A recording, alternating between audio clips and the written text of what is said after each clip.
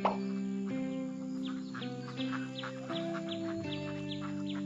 Year's Eve is a day of celebration where people around the world rejoice and party. In 3 sheets, I travel around the world and I party wherever I go. I bring the party with me, which makes me often wonder if there's a party where I'm not. Today, I have been brought to some remote destination in the middle of, what do you call this place? Oh, yes, Manhattan, where I should do an international pub crawl. There we go. Woo! Put it down, Coach! Yeah! Join me.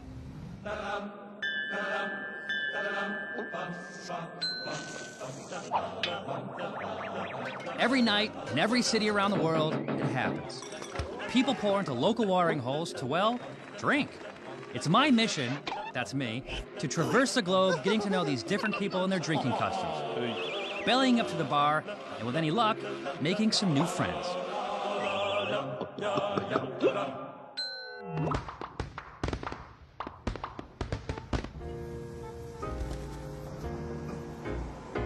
When doing a pub crawl, international or otherwise, you must remember 2 things. Map out your route so you know where you're going, because drunk people making decisions isn't a good idea. And bring along friends, because doing a pub crawl by yourself isn't much fun. So I've actually brought friends. I have Eric, the sound guy. I got Mike Kelly, producer. Christina, who you know, she throws up a lot.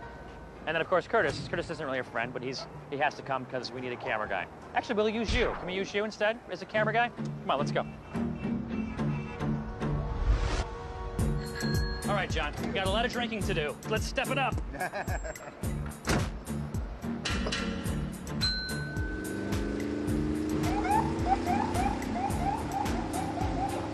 Oh, hello. Lamprey. Zane Lamprey. Manhattan, a melting pot and a watering hole, where I've mapped out a course through 9 bars representing drinking customs from around the world. I international pub crawl for a living. Now I'm offering you guys a way to do it in New York City. If you come to New York to do this pub crawl, you might actually want to go in geographic order, hopping subways and walking from bar to bar, and you might want to allow 2 nights. As for me, I have a driver who's going to zigzag me across town from bar to bar as they open their doors for me, at times when people are expecting me and my crew. And if you watch this show, you know we meet a lot of interesting people. People like this guy. The guy behind me keeps drinking my beers. He just keeps picking them up and drinking them like they're his beers. And that guy. I would not like to meet you. There's going to be a lot of cops that are unhappy with you. Maybe you should move to Canada. This guy's interesting. Forget it. Well, guess what? They're back. And I'll come face to face with them once again right here on American soil. Will they avenge me? What I'm going to do is beat you in a rematch. Or will they just party with me? Hey, you know what's going on? Find out when I go 3 sheets to Manhattan.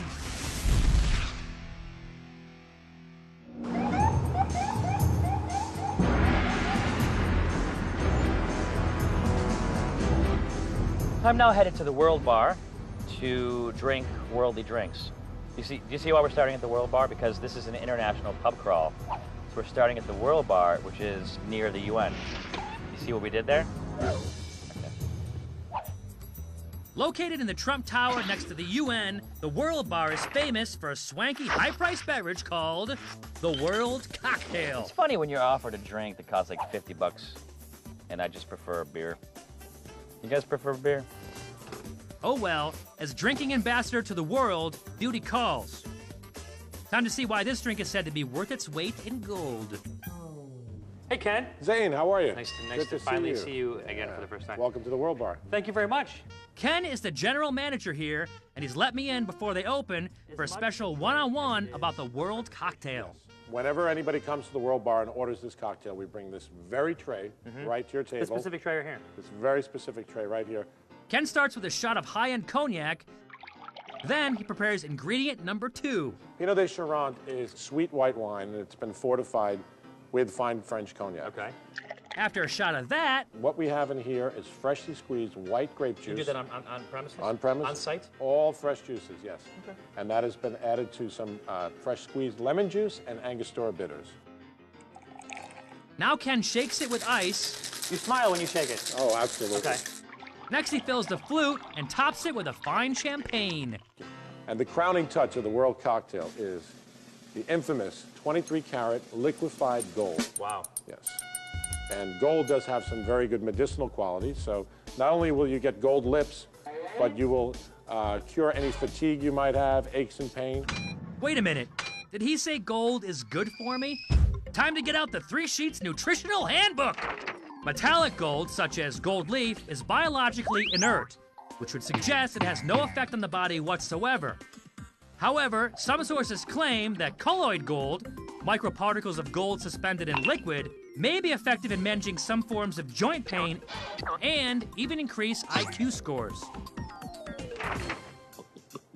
I don't know if it's good for me, but it did give me gold lips. Hey, that's not bad. And now you too can come here and drink a world cocktail served from the very same tray that served me. The Specific tray here. very specific tray right here. So I fulfilled my duties as world drinking ambassador. That was quick. That's pretty good. I think it's time to move on. I'm not really a tux guy. I'm more of a jeans and a Pleblius shirt. Pleblius t-shirt kind of a guy.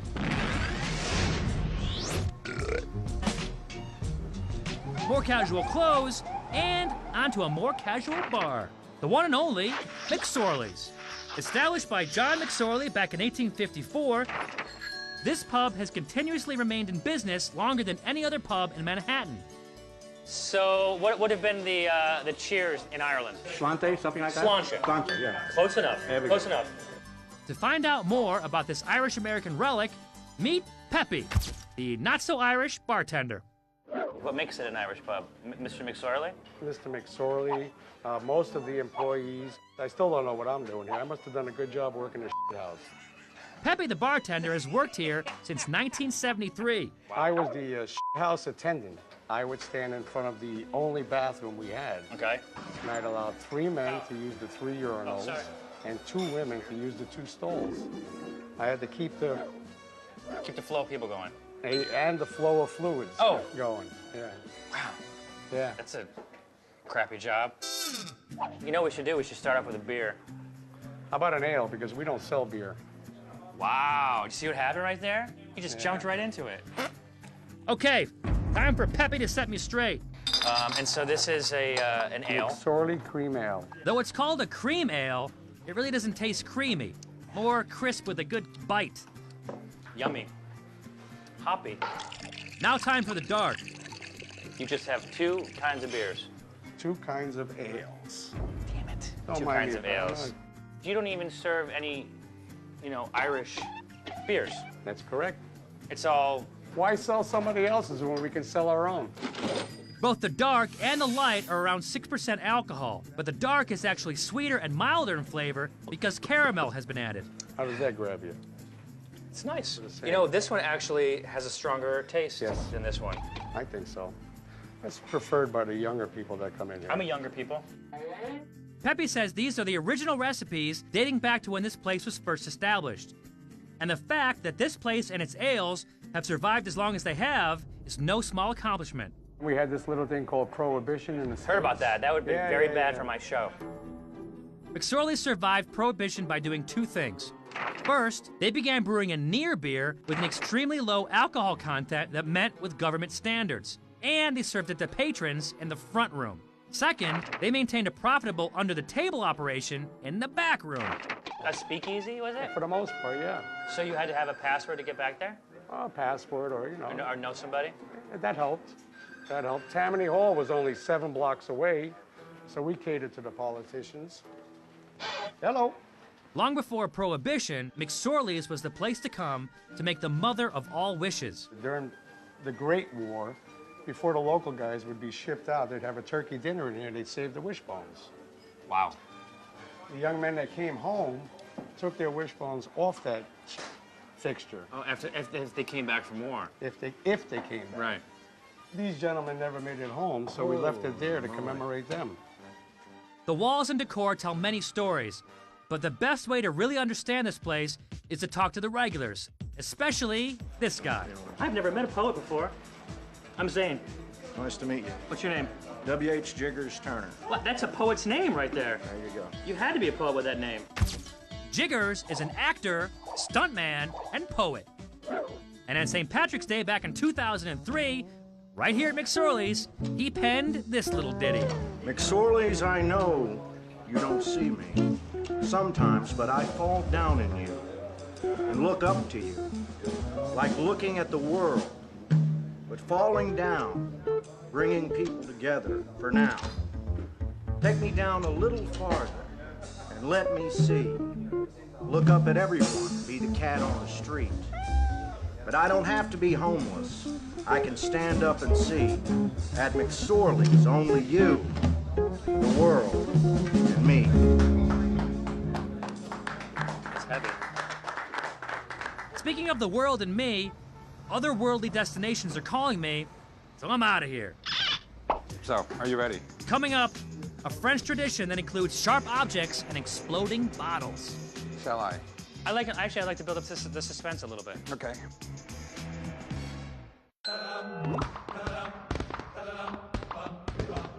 In France, New Year's Eve is celebrated with a feast called La Réveillon de la Saint-Sylvestre, in honor of the Pope who built St. Peter's Basilica. These feasts often include champagne and foie gras. Right now, I'm heading to a French champagne house in Manhattan's Tribeca neighborhood called the Bubble Lounge, where I'll attempt a traditional and somewhat dangerous champagne drinking tradition. Don't try this at home. Don't try to do what we are doing at home. So what are we doing? I'm here with Eric, and Eric is going to show me how to open a bottle of champagne with a sword, a rapier, if you will, an implement of destruction. Eric is what they call a master saberer. He gives classes on how to open champagne with a sword right here on the premises. If you watch other episodes, you'll notice I carry a sword with me. Well, only in Croatia. But with a machete in Puerto Rico and a pretty vicious fork in Mexico. Anyway, about sabering. You see, the art of opening champagne bottles with swords dates back to Napoleonic times when French military officers would do it in celebration of victory. If you wanted to do this at your house and you didn't have one of these sabers, you'd take a kitchen knife and you'd use the back side of the blade. You can do this with a kitchen knife? Like a big butcher? Yeah, sort of a heavy knife. Okay, secondary disclaimer time. Look, people, this can be really dangerous. Seriously. We're talking about sharp objects, broken glass, and flying projectiles. So we at 3 Sheets recommend you leave the saber rattling to the experts. So now you're gonna show me how to open this bottle. So what you're going to do is make sure that the bottle is very well chilled. Okay. The best thing to do is to put it for a few minutes neck down in ice water. Okay. The reason you chill it neck down is first, because cooler champagne is less likely to foam out and wind up on the ground. And second, cool glass is more brittle, making it easier to break. Really don't want to shake it. You don't want to have too much trauma to it, and you're going to undress it completely from the shoulder up. Wait, did you hear what he just said? You're gonna undress it completely. Yeah, he said undress. Time for a little striptease! To properly undress a champagne bottle, you must first remove the aluminum gown. Then, place your thumb over the cork to prevent a premature burst, and remove the muzzle or cage, leaving behind a naked bottle, anxious to release its precious nectar. At this point, you're holding the equivalent of a loaded weapon. So always do like I'm doing here and point it away from people because it can blow up at any time. Really. Yeah, baby! That's what I was saying. You don't even need You did it. Check that shit out. Yes, you saw it right here on 3 Sheets. Undressed champagne bottles do spontaneously open. Anyway, back to Eric's bottle. I've got the thumb up the rear. Okay. He holds the bottle like that so he doesn't catch any fingers with the sword. So you put the blade on the stitch. Okay. The stitch should be like the seam. The seam is the weakest point on the bottle, created when the glass was fused together. Okay, I know. It looks like to me like you're gonna hit this little rim here. That's the annulus. Okay. And I'm gonna go, and this kind of a movement is gonna be just about that fast, and it's gonna be. I'm sorry. Is the core coming? Is the bottle breaking or no? Yeah, it's breaking right around the annulus right here. Notice the angle on the bottle. He keeps it tilted up slightly so champagne is not pressing against the cork. This reduces overflow after it's opened. So, are you ready? Shall I? Okay, I'm ready. I'm ready. You ready? Yeah. All right. There you have it. Nice clean cut. So we're not worried about glass shards? Why? The pressure in the bottle of champagne is equal to that of a truck tire. If there's any shards, they're not going in. I can vouch, no shards in the glass he pours for me. Nice. You see, you got a clear cut here, nice and clean. Clean and sharp.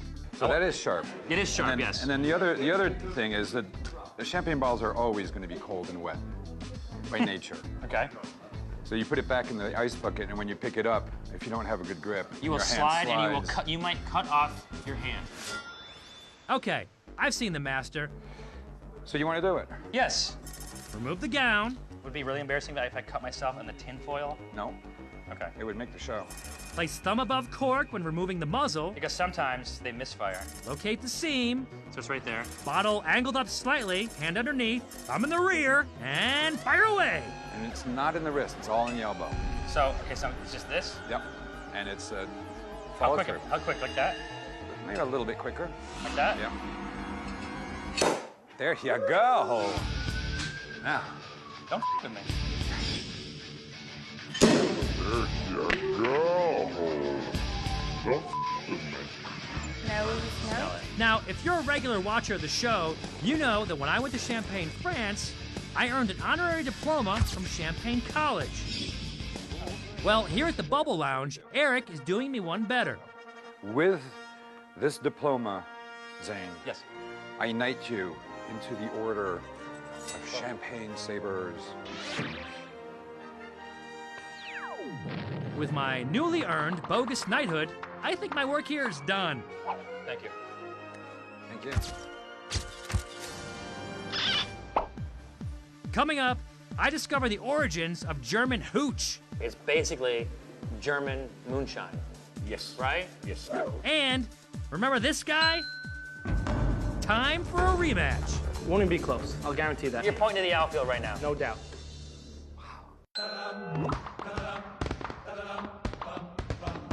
In Berlin, Germans watch the clock strike 12 at the clock tower of the Rathaus at Alexanderplatz in the city center. You can hear them shouting, Ein glückliches neues Jahr, which means Happy New Year. Right now I'm headed to the German bar in Manhattan's West Village called Lederhosen, or Leather Pants. Are you Dirk? Yes, I'm Dirk. You're magnificent. Look at the size of you. Hey, I was nice coming to in. meet I was you. going to come in here and wrestle you, but I'm not going to anymore. Dirk is the German-born owner of this place. Welcome to Lederhosen. Thank you. Is Jim the cop back there?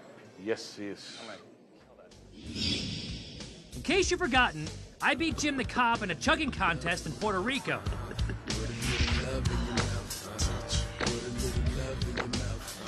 Exactly the order it should have happened. I would not like to beat you. There's gonna be a lot of cops that are unhappy with you. Maybe you should move to Canada. Well, this New York native is out for vindication. He emailed Mojo and said he wanted basically a rematch. Yes, I just want a rematch of the chugging contest, and I think this time I'm going to beat you.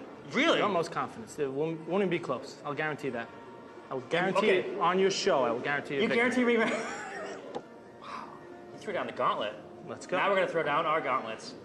This is your job, but I think I could do No, it. my job is not to pound the beers. My job is to enjoy them. I've watched and the to celebrate. show, and you pound beers. I save Not for people, you speed. pound beers. Yeah, that's pretty. You save lives. I save lives and deliver babies. Excuse me. Hi. Could you guys? We're gonna do a chugging contest. Why don't you just say On your mark, get set, go, whatever. Ready? Yeah. Ein, Schwein, go.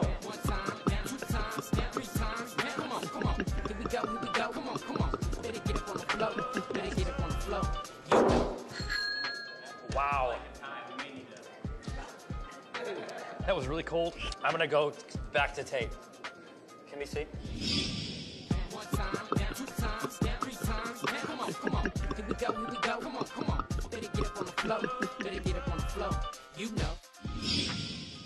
So I did start after you, but you put your glass down slowly and I slammed it down. I think it was really, it was close. Close enough for an official review. Jim the cop is quick out of the gates with an early start. But then he falters, spilling a substantial amount. Major foul. Jim the cop does appear to empty his mug slightly ahead of Lamprey. But then in a swift move, Lamprey gets his mug down to the table faster. Table to table, Lamprey wins. And Lamprey scores no spilling fouls. So the judges award Lamprey with a technical victory.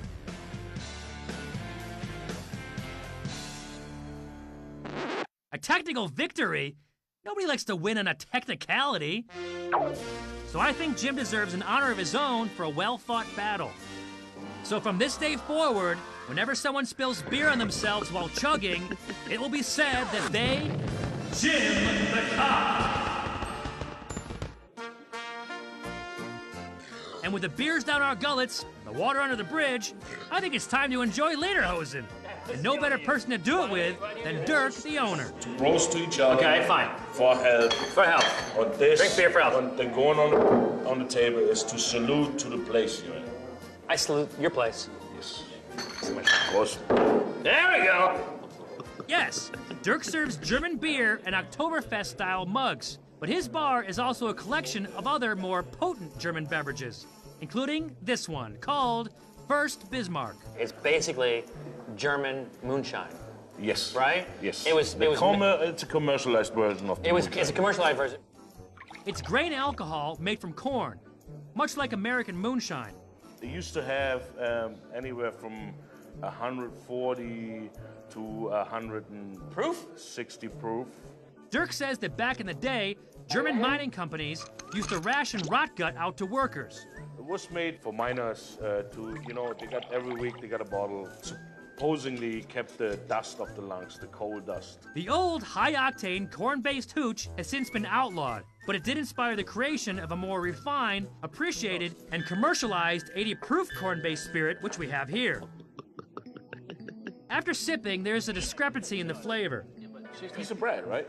Piece of bread? No, bread. You know, rye bread? Yeah. No, it doesn't taste like rye bread. It tastes like alcohol. It tastes like exactly rubbing alcohol. Rubbing alcohol? Rubbing alcohol. That's exactly what it tastes like. I think it has a bready taste, like rye bread. Speaking of rye bread, I could use something to eat to soak up all the booze from this day-long drinking excursion. So I'm off to Satsko. At first glance, it seems like a Japanese restaurant and sake bar. But get a closer look, and you'll find something that's more New York than anything else. Ricardo, the manager, is from Chile. Diego, the cook, is from Uruguay. Reggae music is always blaring, and the foods are a blend of influences. And Ricardo knows I need food right now. This is tuna tartare. Yeah, which and means... this is wasabi mayo, the thing on top. Whoa. Nice, right? That's nice. The tartare is just the beginning. As it's tilapia. Oh, look at that. That's tilapia with hummus, and this is masago jalapeño. Some of the foods reflect Latin American influences. This is spicy. But there's also an unmistakable Japanese influence. When you're doing a pub crawl, international or otherwise, you should always stop and eat. Fill your belly, because if you're just drinking, you're gonna get crazy. You're gonna get crazy looping. And now that Ricardo has stuffed me to the gills, he introduces me to a tradition here at Satsko. I'll show you how we do this here. Remember in South Korea when we learned how to do a soju bombing raid? Oh, look at this. I feel like this is gonna end up on my lap. 3, 2, 1, 0. Hey! Drink him! Well, here at Satsuko, they have a signature sake bomb. And all you need is a big mug of beer, some chopsticks, and of course, sake. So basically, we're gonna count 1, 2, 3. Yeah? We're gonna bang the bar. Yeah. The shot is gonna drop in there, and then we're gonna chug it. Okay. Yes. 1, 2, 3.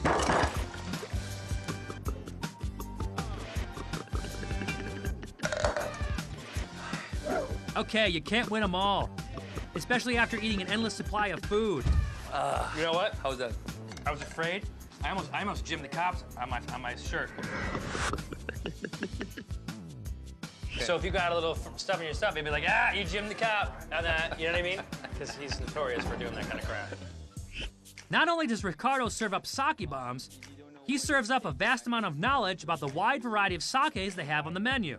The way I learned here about sake is basically drinking. I've been working for 3 years in this place. Do you speak Japanese? No, or but just food? But my trick is that I pronounce Japanese as Spanish. So even Japanese people think that I speak Japanese because the vowels are the same. I, I, O, U. You see what he's doing? Give me an example. This one sounds good. Kiku masamune taru. So you do it like with a Spanish cadence. That's my trick, yeah. That's a good trick. Yeah. Even Now though they know it. Yeah. Use it.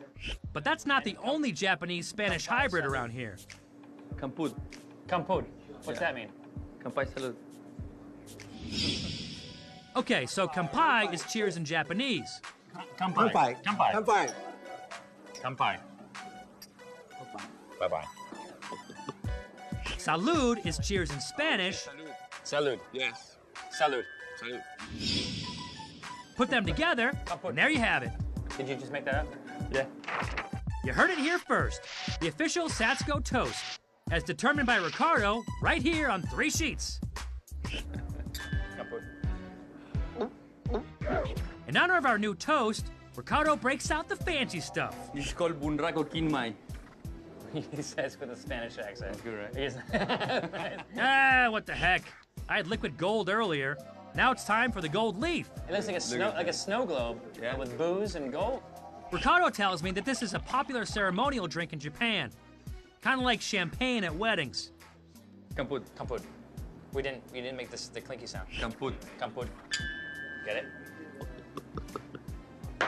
I feel good. Good enough for a reunion with an old friend. Coming up, the beer hunter is back. Wow. Did you expect that it would be just like it was in Belgium?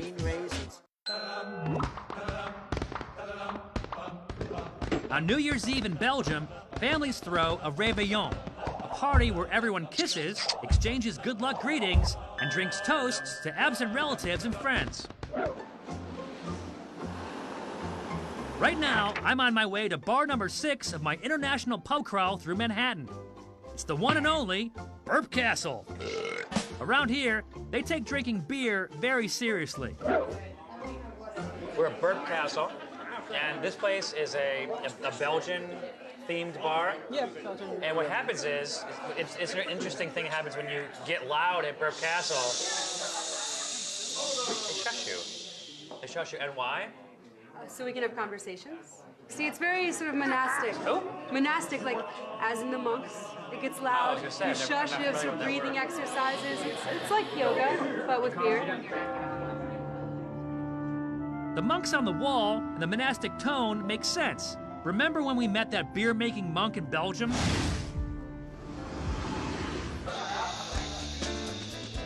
Well, here at the Burp Castle, the beer is treated with equal reverence.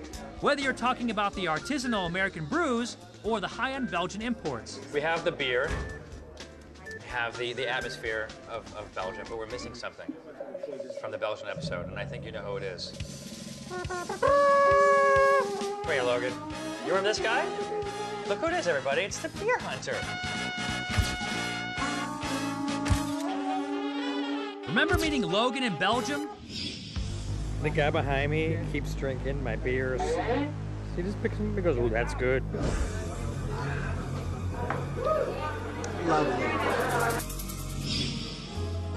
Well, I've done some research on Logan in the blogosphere and found out that he really is a respected beer critic. I regularly run into 3 Sheets fans. And what's the general consensus? They say, dude, you were great, dude. You were great, Logan. Yeah. So. What else? They said, dude, you need to host a show, dude. You know what? Take it away. Go for it. Ladies and gentlemen, introducing the exclusive Free Sheets premiere of Logan's Beer Run. On this episode of Logan's Beer Run, we learn proper Belgian beer drinking etiquette. Shall we get a glass? No, that's wrong. That's wrong. No, that's just so wrong. I like it. What I tell you about the aroma? The olfactory is an important part of the beer drinking. Belgian beer makers actually offer customized glasses designed to maximize the marriage between aroma and flavor. You smell that aroma. You want to do that when you first pour it. Smell the aroma. And then when you taste it on your tongue, and then taste it all the way through, and taste it all the way to the finish. Beautiful. Logan, you saw the episode. Yes. You know you have to go like this when you burp. The last person to do that has to drink. It's a rule in the show. Yeah! Loser. Yeah. All right, I wasn't aware of this custom. I don't know, dude. It's called the Burp Castle. The guy we're putting through the ringer is Jerry. He doesn't work here, he works at a cheese shop. And as he often does when he comes here to the Burp Castle, he's brought a platter of meats and cheeses to complement the beer drinking experience. Yeah, I mean, anything that's like slightly salty, as almost all cheeses are, yes, will be a good counterpoint to like a kind of a light sweeter beer, like the Duvel, or like a lot of the Belgian ones. The Belgian Duvel is served in the proper glass, of course. It's hoppy, yet light, and slightly sweet and fruity. So this is a very salty cheese. This is sort of a very smoky, earthy cheese. Goes well with this beer because it's fruity and light and crisp and refreshing. Up next, they pour me a Captain Lawrence smoked porter, brewed right here in New York. What's the difference between a porter and a stout, Logan? A porter, it tends to be not as rich and dark roasted malt. Might have a little bit more sweetness. I would say the smoked porter would be really good with like a blue cheese, like something that's really strong. That's what I was gonna say. Yeah. This flavor is so strong. Yeah. This beer is so strong. I feel like they sort of work to counteract each other. That really. It's just my opinion. Yeah. Well, Jerry says the pairing of beer with cheese is really a matter of personal taste. Another matter of personal taste, Logan the Beer Hunter's customized business cards. Gone to pee, leave my beer alone. And then on the back, it has his name and his contact information in case maybe you find a beer of his someplace you can let him know where it is. I can tell you this, with all the beer that flows here, a beer claim ticket might not be a bad idea. Lovely. I'm so happy to have you back, Logan. Though it's been fun, I must be moving on. Thank you very much, gentlemen. You please stay here and enjoy. Santé. Cheers. Auf Wiedersehen. Gesundheit. Bless you. And I need security. Okay. Thanks, buddy. It's time for a more Eastern Bloc feel. So my driver cruises me over to the Russian vodka room. Oh my God, what happened? It's Tim the f***ing bar guy. We're gonna go and we're gonna have vodka in the Russian vodka room. It's infused. Come on, let's go infuse ourselves in some vodka. We're gonna infuse ourselves with some vodka. Tim's among a cast of characters who frequent this bar, where giant jugs of infused vodka sit atop the large wine cabinet just to the right of the entrance. But there's more to this place than just infused vodkas. So, quick question, basic question. So why do you guys come here? The best you can get of Russia in the US is this place here. Okay. It's my favorite joint in town. I come here for the girls, I come here for the vodka, and I come here for the Baltica beer, the Russian beer. Okay. Are you And for Slava. Slava is the owner. Oh, you see? He came here from Russia about 10 years ago. Is infused vodka traditional to Russia? More or less, yes. Yeah, fairly common. Slava is going to tell me more about the infused vodkas, but there's also an interesting beer selection that harkens back to the old country. Thomas, a regular here, has the details. So these are both Russian beers? Oh, in a sense, yeah, very much. Like Radeberger is from Dresden. Okay. Dresden used to be former GDR, East Germany. Okay. You know, so under the influence of the Russian Soviet Union Empire. And what about this one? Czech? Czechoslovakia I think it falls within the greater influence area of Russia. So these were both, at one point, part of Russia when it was at its biggest. Nostrovia to that. Well, you know what? We're in a Russian bar, so. Okay, enough politics and beer. Here we go. All right. Let's get to the infused vodka. Horseradish and vodka? Horseradish root vodka. Smell it. So what do we say, do svidaniya? And do we kill it? Or Na zdrowie. Na zdrowie. Be healthy. What did I say? Do svidaniya. I said goodbye? Goodbye, yeah. See ya. While I commit the proper toast to memory, some classic Russian drinking snacks are brought out. And Slava wants me to dive into the pickled herring. So, here we go. This is part of this. Okay. Yeah, that's a tradition. Na zdrowie. Na zdrowie.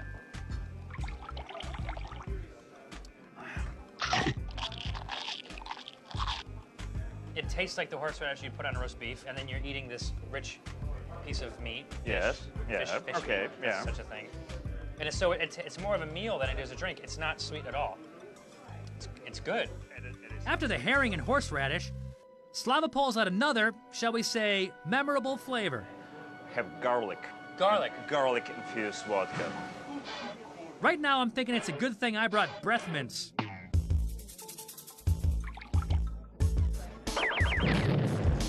Yeah? What the mother? Slava says you can take the edge of a pungent drink like this by sniffing on Russian black bread. Bread schmed. How do I get to the good stuff? What can I say or do to make it so that we eat the caviar quickly? Caviar requires some pure stuff. Okay. I would stay away from infusion. Slava recommends a vodka called Zir. Very, very mild, nice, grainy flavor. And you keep it in the freezer. Of course, nice. Okay, why of course? You want your woman hot and your vodka cold. Before drinking, we prepare our opulent food chasers, blinis, which are like little Russian pancakes eaten with caviar and other toppings. Na zdrowie. Na zdrowie. You don't have to drink the whole one. What do you think? I think at this pace, I'm going to be hammered in about 17 minutes. You know how difficult it is to do a pub crawl in New York, an international pub crawl in New York, while pacing yourself. With that in mind, maybe it's time to spread the love. What, are you going to kill it? I think you should... Yes! Oh, yeah! Nastarovia! While these guys polish off the free vials of vodka, I make a break for it. Oh, wow, this bread smells good. That's good bread you got here. Coming up, a south-of-the-border bar where I meet up with a fellow mojo man. And we duke it out for HD supremacy. When you turn on your television, maybe you prefer things in the high definition format, which is from the future. No one understands it. What? King of Miami. Oh.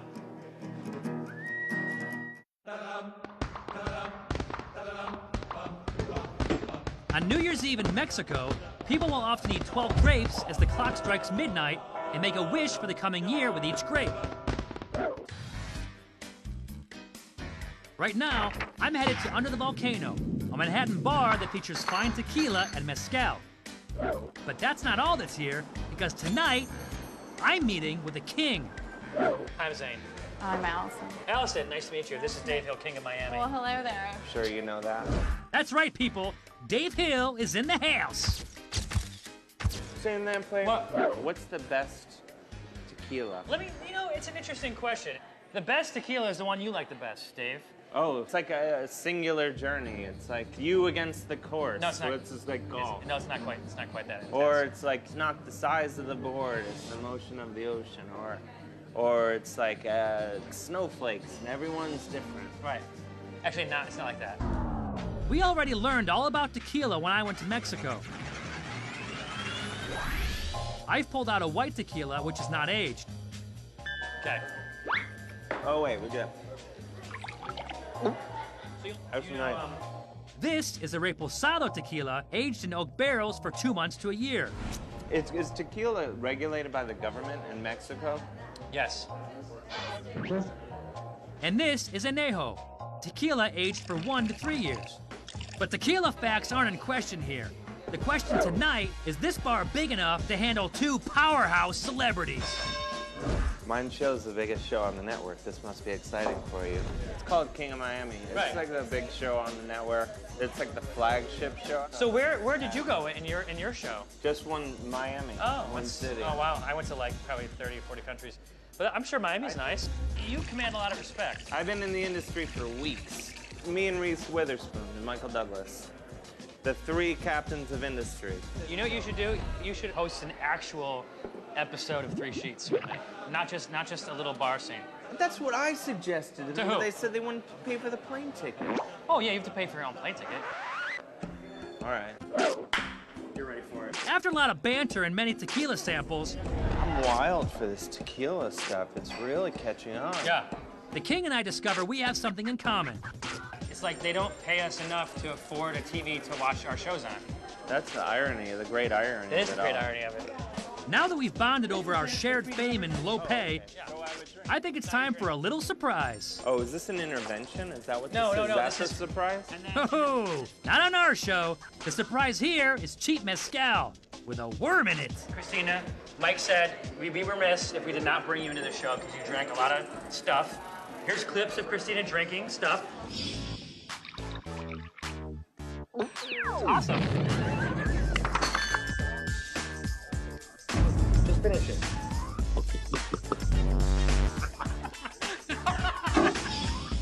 One, two, three, kill it. Ew, there's a worm in your mouth! There's a worm! There's a worm! He's squiggling. Just kidding. Allison, the bartender, can't stand to see me force my friends to drink the cheap stuff. I would say that your mass-produced mezcal that is using the worm as a gimmick or a scorpion as a gimmick Right. is, you know, to get the little gringo frat boy to buy the bottle and drink to the bottom. Right. Thinking they're going to get high off But some- you don't. No. Allison points out that high-quality mezcal without the worm is worth enjoying. So what's the difference between mezcal and tequila? First, mezcal is made from agave, not just blue agave like tequila. Second, remember when we were in Mexico? We saw tequila makers roasting the blue agave. Well, with mezcal, the agave is smoked in deep underground pits, giving it a more smoky flavor. I like that smoky flavor. Well, let I me gotta actually say. give you some good stuff. Here at Under the Volcano, they serve the good mezcal in shallow clay cups to enhance the earthy taste of the drink. Oh, that's nice. Oh, that's smoky. Oh yeah, I can really taste it. I think it's great that they're taking a chance Hold on 1 second. on stuff that's maybe not Hold on 1 second. there yet. I think Steve. it's great. Like they're always. Hold on, Steve McKenna's calling me. I don't know. Steve, are you coming here? It's Steve McKenna from Fish Eats fame. And on that note, I'll leave the King of Miami to reign over Under the Volcano. I gotta meet Steve. Coming up, drinking games with my drinking buddy.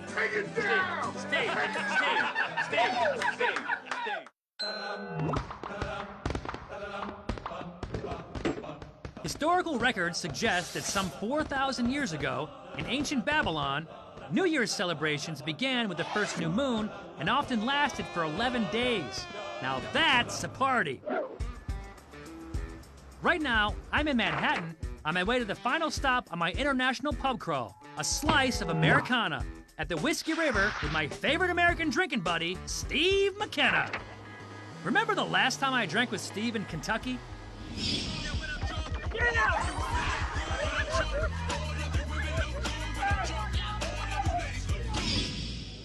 You might remember him with short hair, but I bring you Steve the Mophead McKenna right here, baby.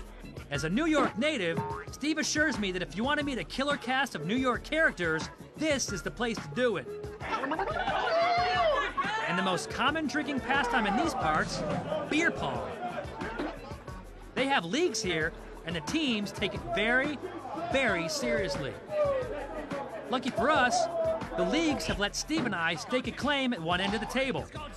And we have acquired a regular here as our coach. Explain the rules, Joe. Basically, the rules are Basically, everybody goes twice. You go twice, they go twice, you go twice, they go twice. Who are they? They are the Three Sheets production team members, Mike and Christina. Their coach, Calvin. Oh yeah, big fella!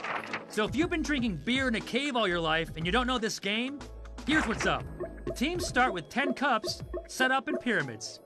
You don't have enough beer in your cups. It's a full pitcher per game. Let's fill the cups up and do it right. When the ball goes in, beer goes down. Shoot the middle of the triangle. Visualize.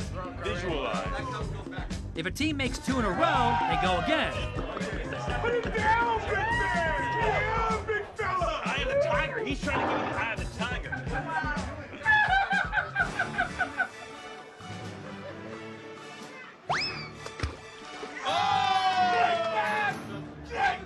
I think now is a good time to take note of Steve McKenna's no-spill approach to chugging beer.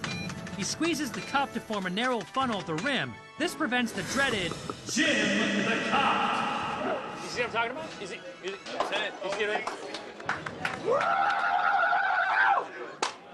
As for Coach Calvin's technique, what's a little spilled beer amongst friends?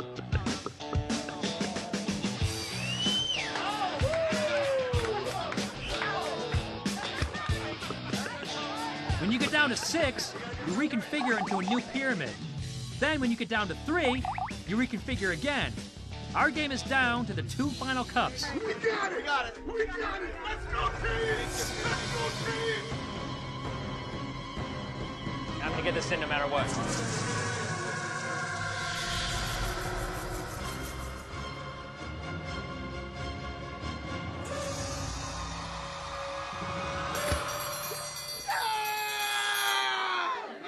What's next? What's next? I'll tell you what's next. A pillow. I've been to 9 bars. I've played with sharp objects. There you go. I've eaten well. And I've reunited with faces from my past. I'm so happy to have you back, Logan. I've had an international experience. There we go. Met unforgettable people. W.H. Jigger's Turner. What? That's a poet's name right there. And best of all, reveled in victory alongside my buddy Steve. Well, at least we won, dude. Oops, careful, Stevie. Did you have fun? Want me to call a cab for you or something? Yeah. Okay. All right, man. Be good. You want me? Am I calling a cab for you, buddy? All right. Happy New Year's. Please drink responsibly. And if you can't do that, eat responsibly. All right, here we go. See, this is why you don't get Steve McKenna, because if you do get Steve McKenna, see, this is where he chose to sleep, here, and this is the bed. But this is as far as he made it. Do you know someone like that? Is that you? Okay, thanks for watching. Happy New Year's.